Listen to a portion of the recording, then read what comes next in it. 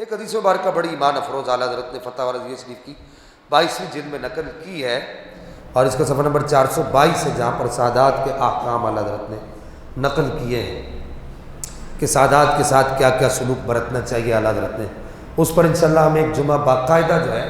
فتح رضویہ شریف کی وہ تمام جلدیں لے کر آئیں گے، اور وہ ایک ایک احکام جو اعلیٰ حضرت نے سادات کے بارے میں لکھے ہیں وہ سارے آپ احباب کی بارگاہ میں عرض کریں گے۔ تو ایک نہایت ہی ایمان افروز حدیث مبارکہ المعجم الاوسط کے حوالے سے، المعجم الاوسط میں حدیث نمبر 2251 ہے، یہ سن لیں، پھر انشاءاللہ سیدہ زینب کبریٰ پر گفتگو کرتے ہیں۔ نبی پاک علیہ الصلوۃ والسلام نے ارشاد فرمایا، امام طبرانی نے اس کو نقل کیا، الزموا مودتنا آل البیت فإنه من لقي الله وهو يودنا دخل الجنة بشفاعتنا والذي نفسي بيده لا ينفع عبدا عمله إلا بمغفرة حقنا۔ نبی پاک علیہ الصلوۃ والسلام نے ارشاد فرمایا، ہم اہل بیت کی محبت کو لازم پکڑو۔ آگے ارشاد فرمایا کہ جو اللہ سے ہماری دوستی کے ساتھ ملے گا، یعنی جس کے دل میں ہماری محبت ہوگی، من لقی اللہ وهو یودنا دخل الجنہ، کہ جو اللہ جل مجد الکریم سے اس حال میں ملا کہ اس کے دل میں ہماری محبت ہوگی، ہماری اہل بیت کی محبت ہوگی، تو ارشاد فرمایا کہ دخل الجنۃ بشفاعتنا، ہماری شفاعت کے صدقے میں اللہ تعالیٰ اس کو جنت میں داخل فرمائے گا۔ آگے بڑی ایمان افروز بات ہے، آپ نے فرمایا لو والذی نفسی بیدہ، نبی پاک نے فرمایا اس ذات کی قسم جس کے قبضہ قدرت میں مجھ محمد کی جان ہے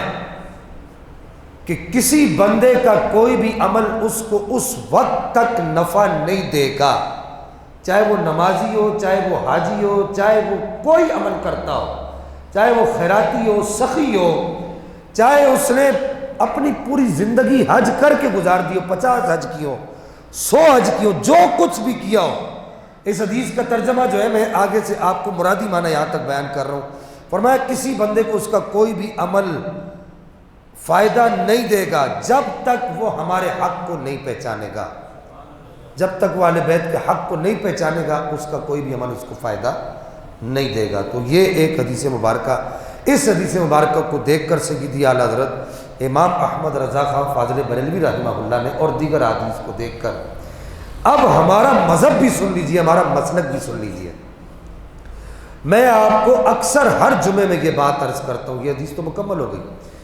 میں ہر جمعے میں آپ کو یہ بات عرض کرتا ہوں کہ ہم فالو کرتے ہیں،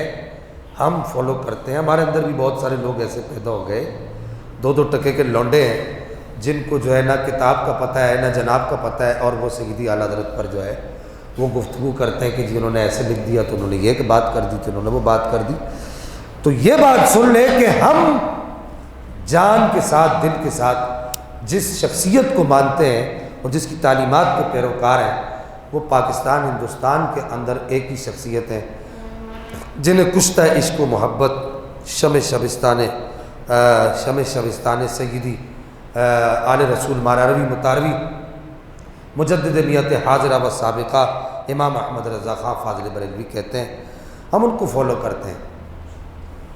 آپ نے اس حدیث مبارکہ کو اور قرآن پاک کی آیات کو مد نظر رکھ کر اور دیگر حدیث کو مد نظر رکھ کر ایک بڑا ہی ایمان افروز اور بڑا ہی معنی خیز فتویٰ دیا ہے۔ آپ سے پوچھا گیا کہ سادات کرام کی جو محبت ہے یا سادات کرام کی، سیدوں کی، آل رسول کی جو تعظیم ہے، اس کا شریعت مطہرہ میں درجہ کیا ہے؟ شریعت مطہرہ میں اعمال کے درجے ہیں۔ آپ سمجھتے ہیں اس بات کو کہ شریعت میں کچھ اعمال ایسے ہیں جو فرض ہیں، مثلا جمعہ پڑھنا فرض ہے، نماز پڑھنا فرض ہے، نماز پڑھنے کے لیے سر پہ امامہ باندھنا یا ٹوپی رکھنا سنت ہے،